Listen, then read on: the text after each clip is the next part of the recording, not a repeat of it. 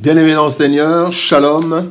Nous sommes dans la joie de nous retrouver pour une nouvelle semaine de méditation. Nous sommes le lundi 4 décembre 2023. Nous sommes dans le dernier mois de l'année 2023 et nous vous saluons au nom de notre Seigneur et Sauveur Jésus-Christ. Nous allons lire un texte pour notre méditation de ce jour dans l'Évangile selon Matthieu, chapitre 6, verset 14. Matthieu 6, 14, nous lisons dans deux versions. Dans 8 secondes, il est écrit « Si vous pardonnez aux hommes leurs offenses, votre Père céleste vous pardonnera aussi. »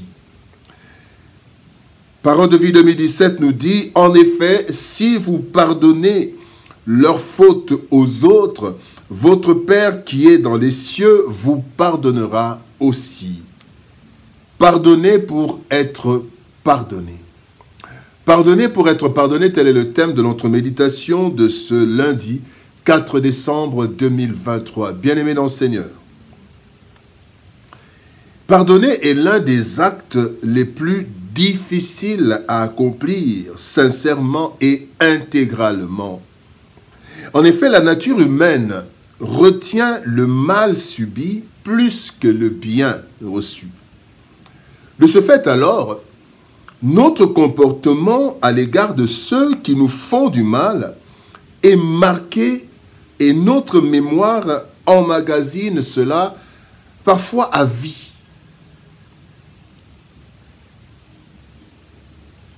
Dire « je te pardonne » est un fait, mais l'exécuter, l'appliquer au fond de notre cœur, bien-aimé, est très ardu, voire peu probable. Le texte de ce jour nous montre que nous avons tout intérêt à pardonner, réellement et sincèrement, car de cela dépend le pardon de la part de Dieu, notre Père. Pardon sans lequel notre vie peut être bloquée, parce que nous sommes des personnes qui bronchons chaque fois, et si nous n'avons pas le pardon de Dieu, nous sommes bloqués. Le pardon que nous tenons à obtenir auprès du Père est conditionné par le pardon que nous accordons aux autres. Voici quelques leçons à tirer. Première leçon, besoin quotidien du pardon. Besoin quotidien du pardon. Bien-aimé, dans Matthieu chapitre 6, verset 12, la Bible dit « Pardonne-nous nos offenses comme nous aussi nous pardonnons à ceux qui nous ont offensés. » La prière du Notre Père que Christ a montrée aux apôtres. L'imperfection humaine ainsi que les pressions du monde font que les êtres humains commettent ou nous commettons des fautes régulièrement, telles que le dit Jacques. Dans Jacques chapitre 3, verset 2, il est dit « Nous bronchons tous de plusieurs manières. » Il y a le péché par les actes, le péché par les paroles, les péchés dans les pensées, les péchés même par omission. Alors, les fautes des autres nous offensent et les nôtres offensent les autres autour de nous. La Bible affirme que nul ne peut prétendre vivre sans commettre de péché, sans avoir commis de péché. 1 Jean chapitre 1 verset 8 dit « Si nous disons que nous n'avons pas péché, nous nous séduisons nous-mêmes et la vérité n'est point en nous. » Puisque le péché est attaché à la nature humaine, que notre nouvelle naissance, mais nous avons cette nature humaine qui reste, cette chair. Alors nous avons besoin de pardonner et d'être pardonnés régulièrement pour entretenir une vie de sanctification, une vie paisible, exempte de rancune et de haine. La deuxième leçon, bien-aimés, c'est appeler à pardonner sincèrement. Dans Matthieu chapitre 18, verset 35, la Bible dit « C'est ainsi que mon Père céleste vous traitera, si chacun de vous ne pardonne à son frère de tout son cœur. » Là, nous avons cette parabole de la personne qui avait été pardonnée, mais qui a refusé de pardonner, et le sort a été malheureux. Quand vous lisez Matthieu chapitre 18, vous pouvez voir cela. Le pardon ne doit pas être administratif ou protocolaire. comme c'est souvent le cas. Mais il doit être sincère et profond. Pourquoi? Parce que d'abord, une offense produit une blessure dans l'âme. Ce n'est pas par les paroles que tout ça rend. Une offense produit une certaine blessure dans l'âme. Deuxième chose, c'est que Dieu ne voit pas la formule du pardon que nous prononçons, mais il voit le cœur qui pardonne, le cœur qui est prêt à être guéri. Et la troisième chose, c'est que lorsque le pardon n'est pas sincère, bien-aimé, la rancune et même la haine s'enracinent dans le cœur. Ok, demande pardon, accepte le pardon, ok, c'est administratif, mais dans le cœur, il y a des blessures qui augmentent et cela devient, il y a la rancune et même la haine. Voilà pourquoi nous ne devons pas nous empresser de prononcer des paroles de pardon, mais nous devons d'abord veiller à ce que le cœur parvienne réellement à se libérer du mal subi, cela en demandant au Seigneur la guérison de notre cœur. Mais aussi prendre la décision de ne plus agir sous l'effet du mal subi. Donc, ne pas garder un comportement d'exclusion par rapport à la personne qui a offensé. Tout cela demande une intervention du Seigneur selon la dimension du mal à pardonner.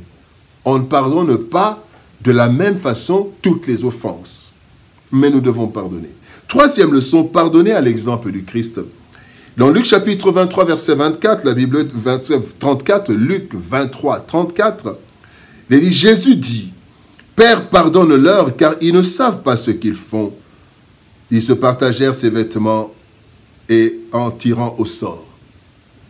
Le pardon est plus divin qu'humain, d'où l'établissement dans le temps de la loi du talion. La loi du talion qui est une loi tout à fait humaine. Œil pour œil, dent pour dent.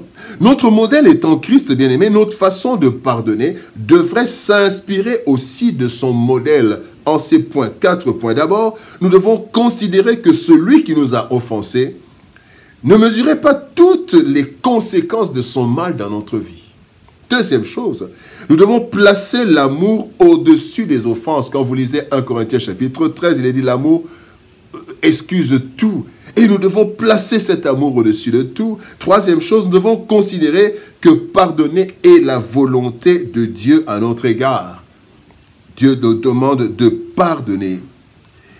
Et quatrième chose, nous devons voir le résultat de notre pardon plus que les effets de l'offense. Dans Hébreux chapitre 12, verset 2, la Bible dit, Jésus, qui en vue de la joie qui lui était réservée, a souffert la croix, méprisé l'ignominie. Jésus a vu la joie, Jésus a vu la gloire pour accepter cette souffrance. Et nous aussi, nous devons voir le résultat, la libération, la paix et la tranquillité.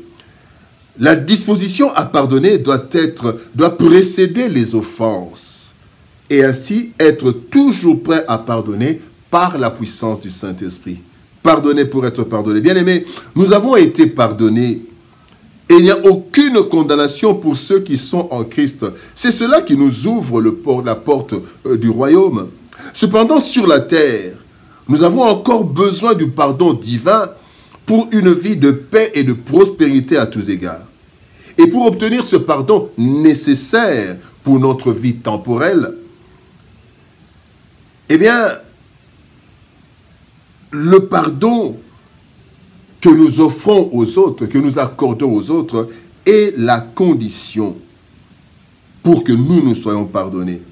C'est ainsi que Christ nous dit dans la prière de notre Père, « Pardonne-nous nos offenses comme nous aussi nous pardonnons à ceux qui nous ont offensés. » Que Dieu nous donne la capacité de pardonner afin d'être pardonnés. Prions. Éternel Père de gloire, Dieu Tout-Puissant, merci pour ton amour et ta grâce et ta bonté. Tu nous as pardonné, Seigneur, ô Éternel. Tu nous as pardonné, Seigneur, et tu es prêt à nous pardonner, car tu dis, si nous confessons, tu es juste et fidèle pour nous pardonner. Seigneur, aide-nous à avoir aussi cette disposition à pardonner les autres. Ce n'est pas toujours facile, mais que le Saint-Esprit nous aide.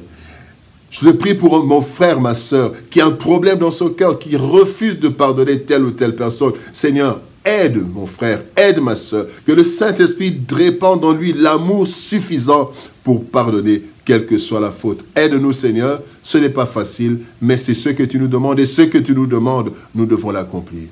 Que ta gloire, Seigneur, au Dieu de gloire, éclate dans nos vies.